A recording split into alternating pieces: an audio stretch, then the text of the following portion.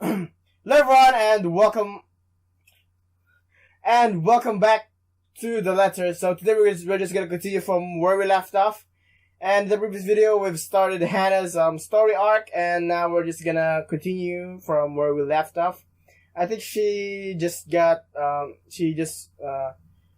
been haunted recently with the painting and all. I guess after seeing the letter, that triggered it. And so yeah, let's just continue this game and see what will happen. Let's do this. It's gonna freaking rain. God damn it. Okay, let's continue. Each one is easily worth a lifetime of what you lot make. Oh yeah. You probably don't know. What happened was he was scolding the decorators. Luke, do the dishwashers go into the kitchen or the butler's pantry?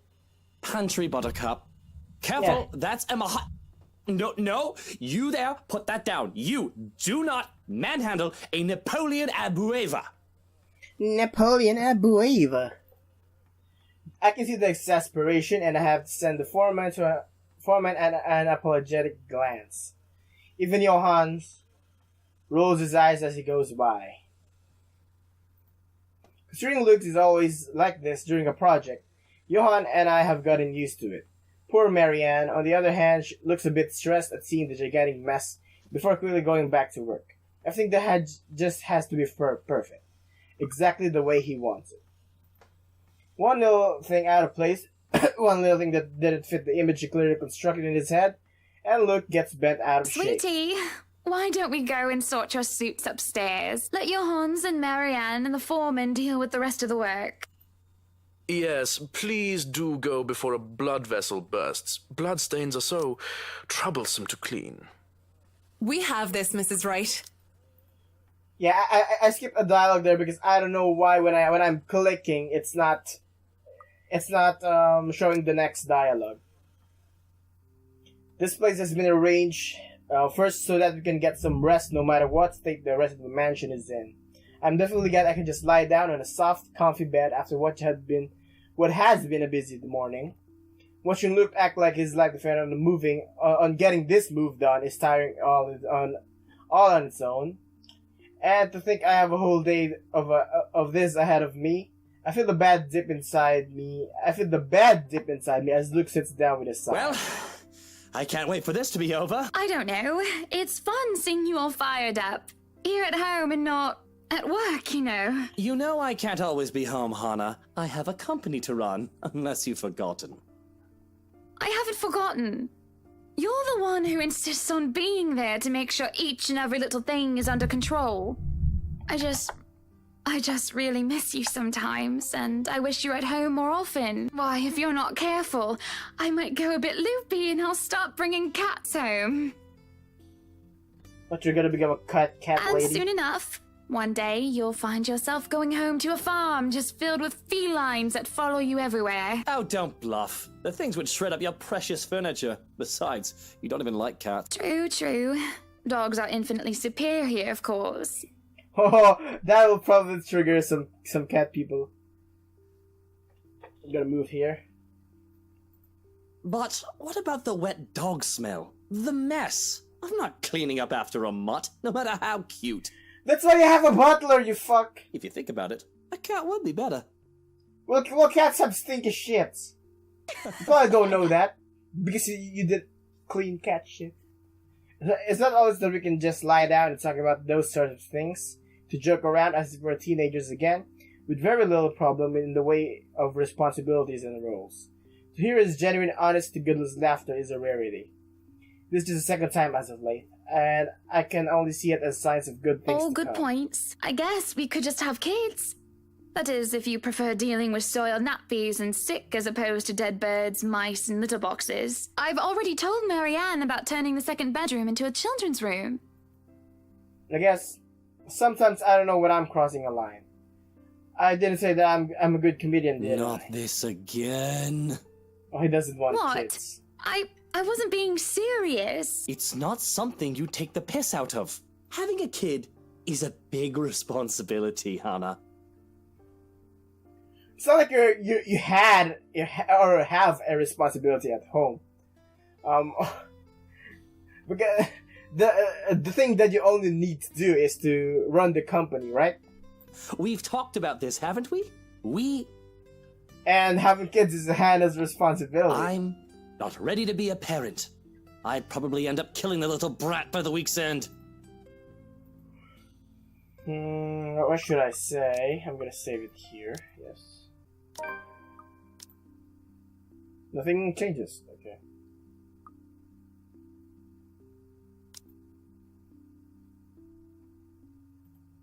This is the first time I've brought it out there, considering we've been married for 7 years, but I should have learned my lesson. Talking about it has always gotten me disapproval. After all, this is one of the surefire ways to get Luke to a terrible I'm mood. sorry, but I do think Don't finish that sentence, Hana. Just don't. We know how this discussion ends. Let's not fight over what ifs and if onlys. But what if we are going to have a family, Luke? What then? I just told you. No what ifs. We won't talk about it until you're ready. Let's not talk about it then. Ever.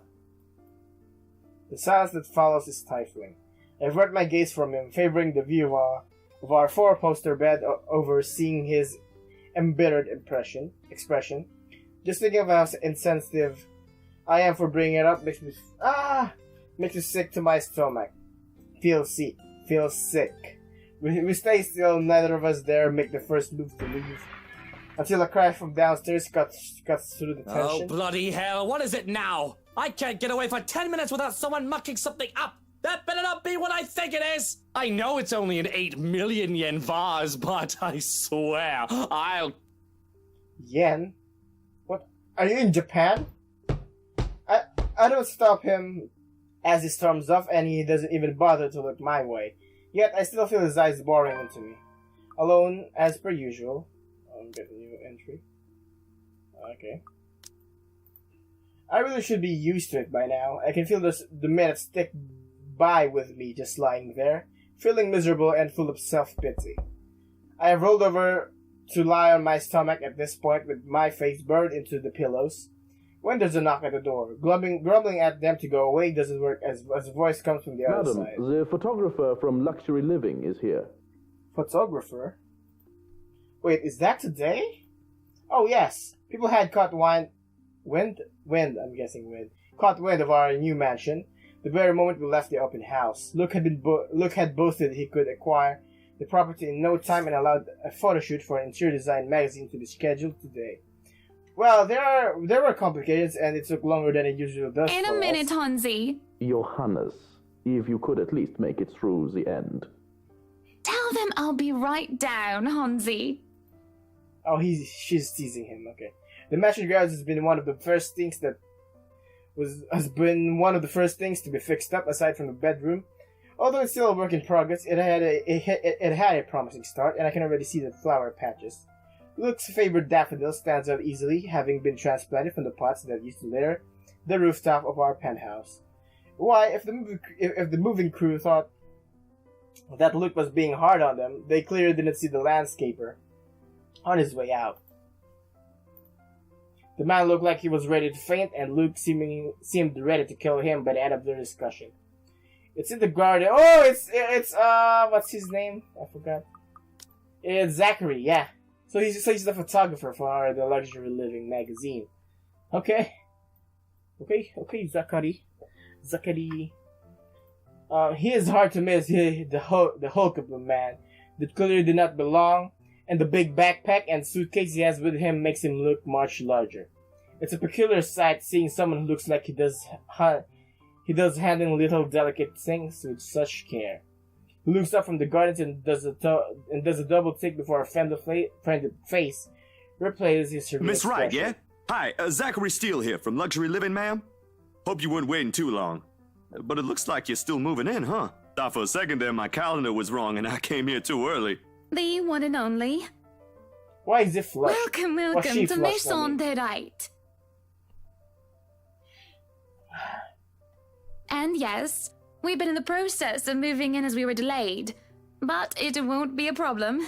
They're just adding a few things here and there, and you should still be able to do your work. Where's the rest of your crew then, Mr. Steele? Oh, he's a one-man army. Zach is fine, please. Mr. Steele makes me feel like I'm a mascot for a cleaning product. Anyway, I'll be your one-man crew for today. Yeah. Don't worry, been doing this gig for a while now. You must be quite the veteran to handle this on your own. We've had a full crew coming into our penthouse the last time we were covered in your magazine. Veteran? Oh, your words are too kind, Miss Wright. Hannah, if I get to call you Zach, you have my permission to call me Hannah. Alrighty then. Anyway, I'm no veteran, but I know my camera well enough to make sure this is a good shoot. You can trust me on that, Miss Wright. Oh, I shipped him. Nah, it's probably not morally right. Hannah.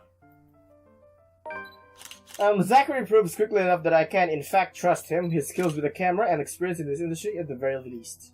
He's kind and courteous, listening and following as I lead him around the house.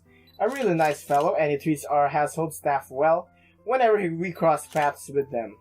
I answer his questions to the best of my ability, challenging and my thoughts into your signature, remember me? And he is, if you don't know that song, well, you probably don't listen to the Jabez. So, and he is patient enough to answer mine whenever I got curious enough. For one, I asked what the bags are for. They are quite the magician's toolkit. From inside, he had procured several items to embellish the interior with. Oh, so it's his just like what those McDonald's commercials look like, where they make the food look good, and probably some lenses is in his bag too. Bowls of fruits, my voice cracked. Bowls of fruits, lemons, trays with pepper mills, stacks of cookbooks, cutting boards, and glass canisters filled with colorful nuts and grains are brought in for a kitchen setting. For the bathroom, there are white towels, seashells, and decorative soaps. There are other things as well, 2 numbers to count, and all in that large backpack. Tricks of the trade. Softens up a room, makes a place feel more homey, and fills it up with texture. Yeah, home. No, that's probably racist, right? But you guys probably have better stuff I can use for this. No lights. Don't tell me all of these are just props. Well, I've got my tripod here. For things like these, natural light is best. I'll just have to set the shutter speed to a real slow setting, and as long as nobody steps into the shot, it'll look great. Oh, it better. Yeah, since it's... I probably don't know much about it, but it makes the picture look good. Of course. We go through the rooms one at a time, although we first tackle the ones that the movers have no business in anymore. Okay, the ballroom needs a little preparation with its grand design. Although there's some trouble at first, the wide open space and pictures being backlit. Wow, my saliva's been flying out everywhere. It is in the kitchen that Zachary's props come in handy, considering how Johan, I'm gonna call him Johan, because it's much more fitting, kept the place so neat and sterile. One can probably eat off the floor. Carrying on, touring the house and taking pictures of where we can, with the exception to take the rooms we have yet to get any purpose or design. Too bad I can't take a sneak peek at his photos yet. Funnily enough, he's using a traditional camera. I didn't even know film still existed. With the way he speaks, however, I can see that he knows enough of this craft.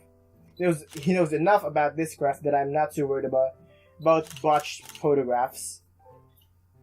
I imagine photography must be a cathartic for him, judging by how he looks while taking pictures. There are small snippets of conversation in between the clicking of the camera. He even goes far as to talk about these terminologies like shutter speeds and aperture. When I ask about the technical aspects, I think it gives time for the camera to focus. Wait, but just watching someone passionately practicing their craft such as this is exciting in its own way. Okay? Going through the many rooms has been quite an exercise for the both of us. Despite that, he has been so nice, and I find myself putting on my best smile. Aw, that's so... Yeah, it's probably bad for me to say, but I ship them. Yeah, I think Zachary... Nah. We ain't getting some Nettori shit here. No, some Hitozuma. No. But it is as we're taking pictures in the foyer, and that everything comes to a standstill for a moment, just a moment, and I have not been paying attention. I would even have noticed. It is merely a split second when Zachari's rhythm is put to a halt. His finger doesn't move to release the shutter. Oh! Wait, thumbnail. Okay. Yet he also doesn't pull the camera away from his face. Gaze is still firmly fixed through the viewfinder. His hands shake as there is a light sheen of sweat on his forehead. Zachary? No Zach? response. Is something the matter? Lowering his camera, he blinks and stares at something behind me before shaking his head. Turning around, though, I see nothing that could have gotten his attention. No, there's nothing wrong. I just remembered something, that's all. It's haunted! Let's get back to the pictures. Can you move a bit more to the left, yeah? I struggle to respond this time. There's a sudden weight on my back and an indescribable tightness around my throat. Everything stops, and everything starts again as I manage to choke out. If you're sure. I don't know what just happened. It probably just a dizzy spell. I'm fine. And he said he's fine. We continue this at the same pace as before, although there's an unspoken agreement that we will not talk about what happened. So, is this a full-time job for you then? No. Nah, I just freelance mostly, for magazines, newspapers, and events. So you can't really call it a full-time job. It's fun and it puts food on the table, but it's not what I really want to do. Yeah, he wants to be a director. At least, not all the time. Or a cinematographer. What is it that you want to do then? Maybe I've been out of line sticking my nose into other people's business, but I can't help but ask. I regret doing so as I see his shoulders slump and the easygoing air he has fades away. Gotta move here. He looks torn over whatever he wants to talk about, or not. I grab my fan. It's too freaking hot. This goddamn... No, it's just a paper fan. Films. Documentaries, mostly. But cinematography is a lot more difficult than photography, right? Well, yeah. I was working on this thing, actually. What thing? Well, it wasn't really a big thing. People didn't like blue foncé very much. People don't like a film about colors. I suppose they would have liked Blue Bibby a lot more. Very funny. So, Grand Director, do you want to tell me what Blue Foncé is all about? He hesitates, but when I refuse to budge on the matter, he gives in and spills it all out. Blue Foncé, I don't know how to read this, so I'm just gonna skip it. Oh yeah, dark blue. Okay, so this is the exact translation. Dark blue, the darkest hours of the Black British. So that's his movie. Okay, he speaks with passion of one who has gone through the very matter he is concerned with. Okay. There is conviction, knowledge, and experience in his speech. Why I would have told him that he's an amazing speaker. If only I wasn't so engrossed listening. Prejudice and discrimination in schools and in the workplace. Lesser chance, my voice cracked. Lesser chances for opportunity and higher chance of being treated like a criminal. He spoke of blacks and people of color in general, and still being treated like second-class citizens. Is the fanning? No, you can't really hear it that much. All because of the color of their skin. It's all just positively riveting and sad. It comes to a point where he soon loses steam. He looks abashed, realizing what he had just done. Sorry, I just got so carried away and... It's fine. It is really so fascinating to watch people talk about their passion, after all. You should see how your eyes light up when you speak so fiercely. You do have very beautiful eyes. Uh-huh. Thanks, I guess. I want to say that I understand where he's coming from, but I really don't, do I? I was born with a silver spoon in my mouth, and I've lived a charmed life. It hasn't been perfect, but the difficulties I've been through pales in comparison to what others experience on a daily basis. I certainly don't know how I would have fared if it any different. Were it any different? Okay. Would I still have met Luke, and would he still have loved me if I was any less? What was your home like? These things you talk about. it sounds like you've... What? Well, I don't mean to pry, I mean. Live with my older sister and my grandparents. We had a shop selling all sorts of things below our flat. And well, I was one of the few non-white, non-British students in class. Okay, so he's from America and he moved. Okay. I didn't get pushed around or anything straight up. Even then, I was one of the biggest kids around, but a pencil and notebook would go missing, you know? Oh, that I knew. Children can be so cruel at times. Of course, it may be a slightly different story when you have personal guards. And the stolen item is not a pencil, but an expensive heirloom. So what about you? How you liking your new house? It's pretty impressive. It's nice, I suppose. You suppose? Not big enough? What? No, oh, don't be a bully. It's just that... Yeah, they have that good chemistry going on, but and it's the wrong place and at the wrong time. I understand if you don't want to talk about it. And it's already it's already 4:45. I was a little girl all dolled up and treated like a fragile porcelain, with nursemaids waiting to me hand and foot. Okay. All the material possessions anyone could have ever want, I could ask for on a whim, and it would be handed to me just like that. But I barely saw my parents, just goodbye kisses in the morning where they went off to who knows where they needed to next. I saw them more often on the tally or in the papers than I ever did in person. I remember my old house. It was a lot like this one. Big walls and big halls, but nobody in it. Not really. It makes you think how alone you are. A pensive mood overcomes us, and there's this moment where neither of us are sure how to go on from there. Things have gotten a bit too personal, yet it isn't wholly uncomfortable, like as if we've been friends before. That's normal, ain't it? You just moved here. Yeah, and You'll make home out of it yet. It certainly makes it easy to believe that. My childhood house is indeed a lot like this one. Just as large and extravagant. And just as empty. I hope he's right. So, Monsieur le Photographe, you've covered the one and only Ermengarde mansion. What's next on the agenda? The interview? Oh wait, I'll be right back. Sorry about that. Okay, sorry about that, guys. I'm back. So let's just play this. Let's continue. The interview. Boring. It's an interior design and housing magazine.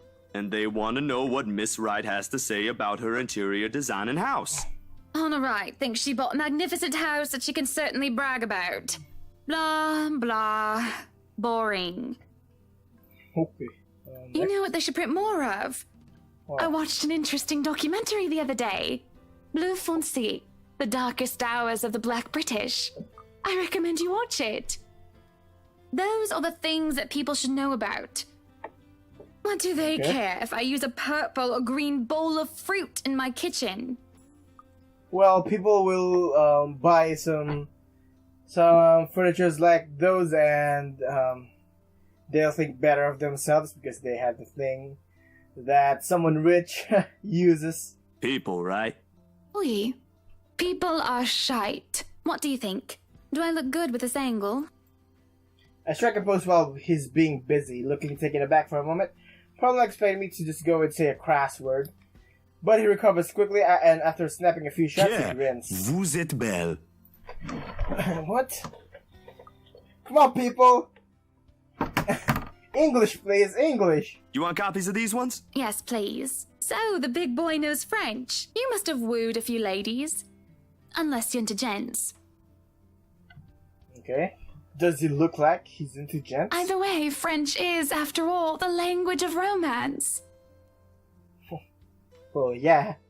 And no. No, I don't know about quoting fancy poetry, but I've made lunch for a girl before, and they did like that fancy French cuisine. Oh, shit. Can you cook your best? I can cook just about anything as long as I know the recipe. Well, all people do, I Say think. money Yeah. beak. It's been too long since I've had a nice and proper chat with a good friend. No, Lee is certainly not a good friend, and although we've just met, Zachary is the sort of people who can probably befriend anyone. He's just a comfortable person to be around with. A bit too comfortable. The photo shoot went by a breeze. And somewhere along the way, as we talk and laugh, I find myself a bit too close without realizing. He'll give me this strange look until I back off, and he'll go back to asking questions after I agreed to do his little interview. And it's just odd. Well, no. Me being friendly isn't that odd. That is how I am. Zachary is the one being odd. Why, anyone else would absolutely welcome the extra attention I give them. He, on the other hand, looks almost flustered about it. Well, he just met you, and, you're being a little too clingy. You should be used to different personalities by now, having to deal with various people when he works. Well, admit it or not, you're an attractive woman, and that's probably the case. And if not, he needs to start. Perhaps nobody has shown him attention of this kind, but he's a big boy. He should be able to handle me. All it is a friendly touch here, a pretty smile there, and a gentle swaying of the hips as I move around. Zachary grew and grew more red every time he noticed. Am I being mean as I find enjoyment in seeing him unravel? Perhaps. This went on during the interview, and beyond that, there's nothing wrong with what we're doing, right? Zachary and I are just having a playful, friendly chat while enjoying the outside view. At least that's how I see it. I'm sorry, but I'm really getting distracted. Could you maybe stop doing that?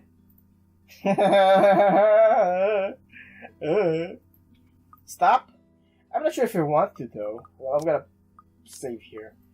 I'm gonna click continue teasing. Well, it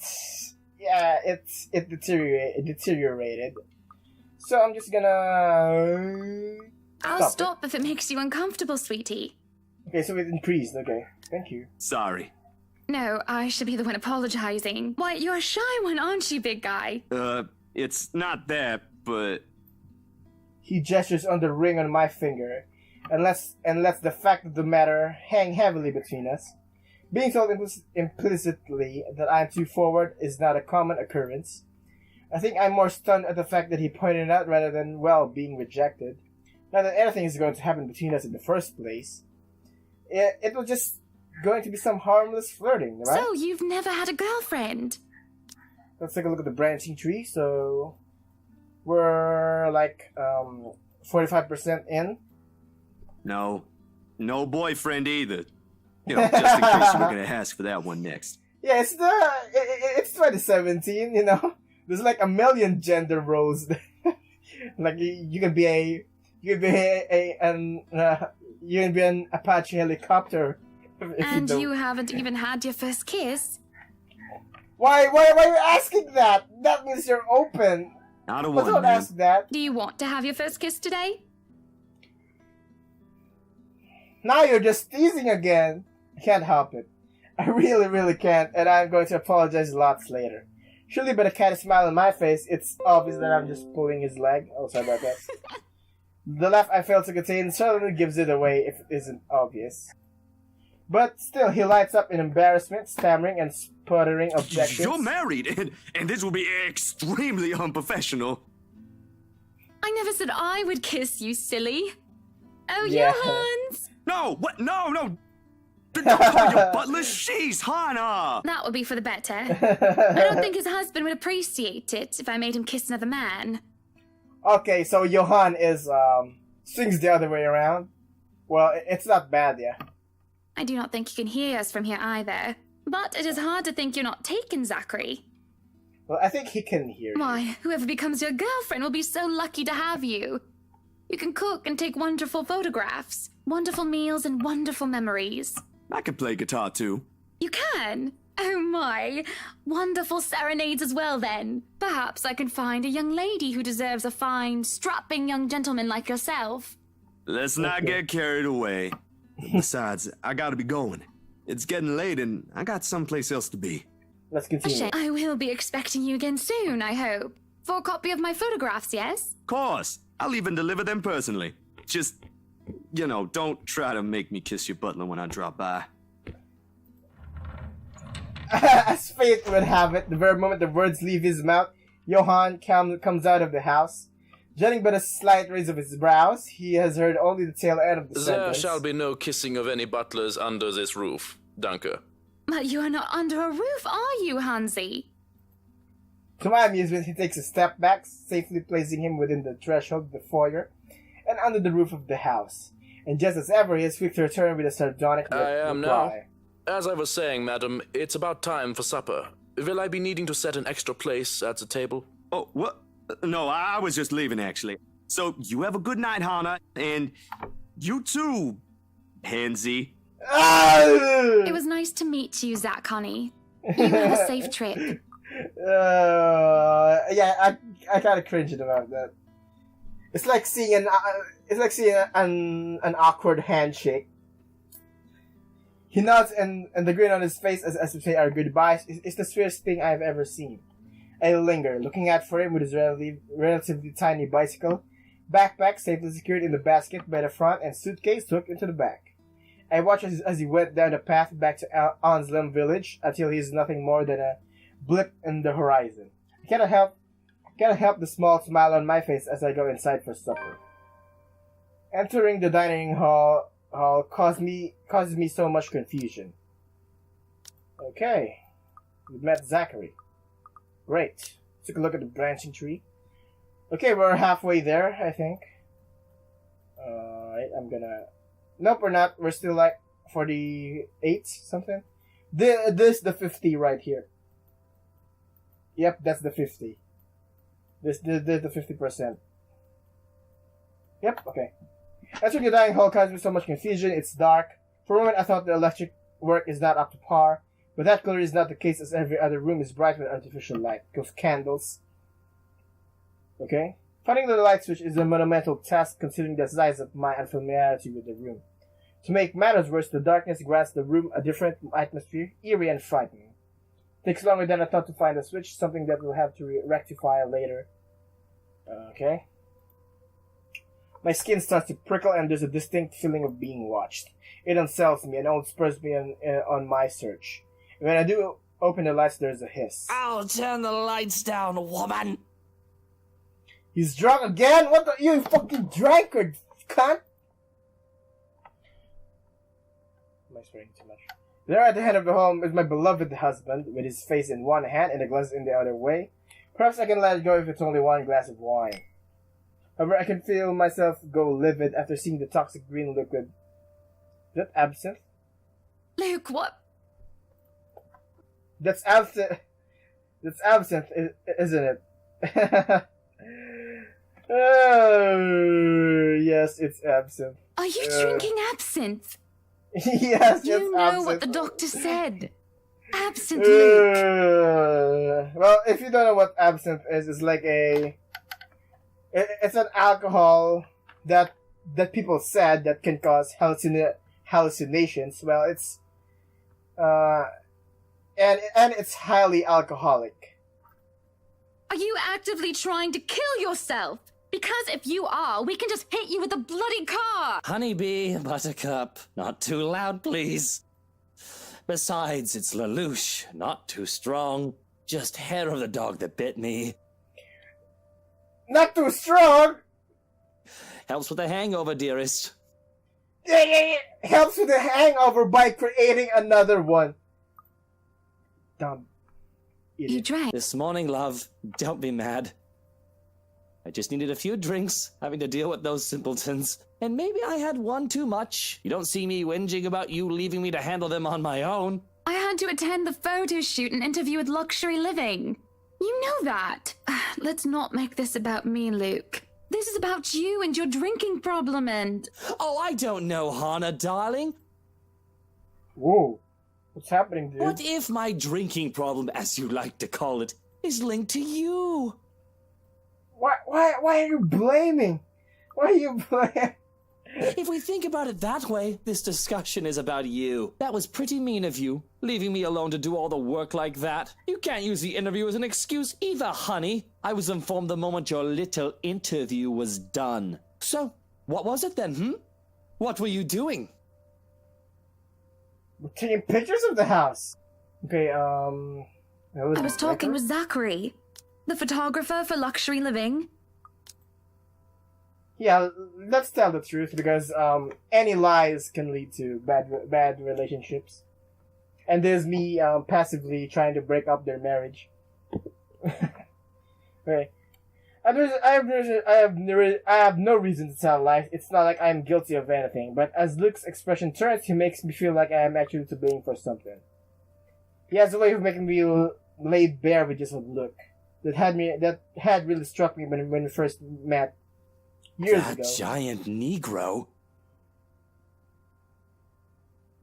Oh, you fucking... You were having a secret meeting behind my back and it was with him?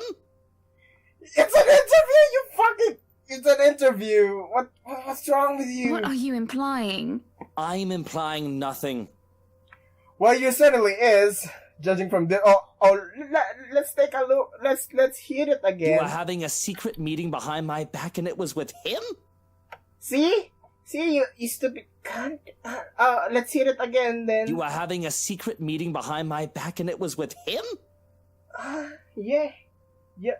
You're implying. I'm just worried. You know better than to trust those media types, Buttercup. Oh, so he's probably doing some shady He stuff. must have been really friendly to occupy your time like that, but all he's looking for is his next big headline. He's just a photographer. He's not a journalist. He's a photographer for an interior design magazine. Doesn't matter. You let one little thing slip, one wrong move, and it'll blow up in the telly in the morning. He'll go to his journalist friends to gossip and make a quick quid. His eyes was the first thing I noticed about him. They were like nature, the grass and the trees, wonderful and breathtaking, and gentle, I'm just gonna add. Now, as I look at him, they're nothing but the same shade of green as the bloody damn drink in his He hand. was a perfect gentleman, Luke. I can't say the same for you as of recent. Excuse me again? We're talking about you, Hannah. No. I am pretty sure we were talking about you and your drinking problem, Luke, right? Yeah, little bitch. Your name probably wasn't Luke, huh? It probably was a lame-ass name. Hangover forgotten during the course of this little spat, the man jumps to his feet and seethes. It looks like he's barely stopping himself from throwing the nearest thing he can find. It is not a problem. I can stop whenever I want. Then stop! The freaking doctor told you to. You know? And even if it was, I think you can very well stay out of it, as it only affects my own kidneys or liver or whatever the bloody hell that shite pollutes. Whatever Then die. aftermath that occurs because of your little chit-chat with the Negro affects the both of us, however. Freaking racist. Look, Luke. Nothing will happen. It's too goddamn hot. You have to relax. It was just a friendly chat. Yeah, you're too worried, man. Well, now I think I'm getting jealous. Or I would be if it weren't for this damn headache. Maybe you should drink more. Maybe. Supper is spent in silence with nothing but the occasional sound of silverware. A grand feast has been served, well, grander than usual anyway. Most likely due to Luke's complaints of stress. Okay. Oh, that shit's delicious, man. Is that fish? Didn't you become sick after eating fish? And oysters, okay. A platter of native oysters for stars and a tranche of turbot, with purple sprouting broccoli lemon and capers, and an anchovy sauce for mains. To finish it up, the black tea and golden syrup sponge pudding with custard. Okay, so it's not a flan. But when our appetites are appeased and the plates are cleared away, Luke stands, kisses me goodnight, and leaves me to stare at my half-empty cup. Okay. The branching tree. Yeah, we're near there. Okay. Lonely in the lull of night, I sit in a house too big and too empty, foreign and unwelcoming.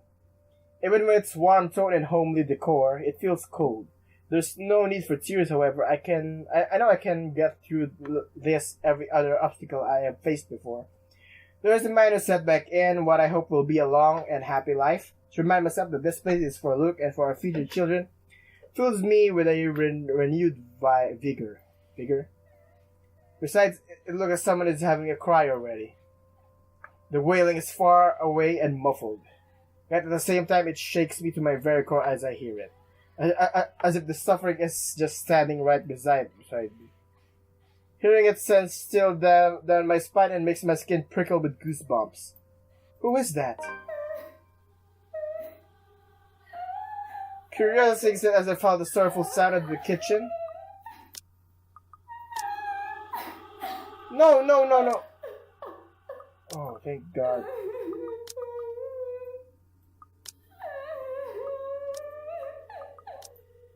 Journal, yeah.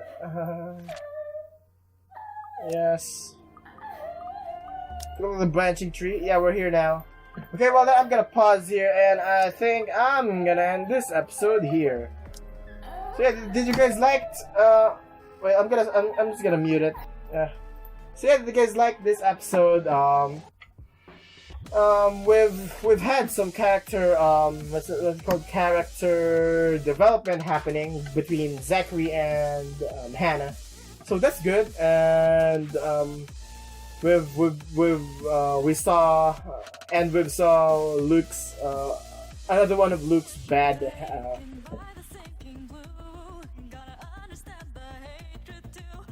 Okay, so sorry about that, and so yeah, we'll just continue the next parts in the next video. So if you guys enjoyed it, and if you guys enjoyed it, don't forget to leave a thumbs up. Don't forget to subscribe if you haven't, and don't forget to click the bell to be notified for the future videos, and so that you wouldn't miss any episode of this series. So yeah, and I'll see you in the next video. Thanks for watching.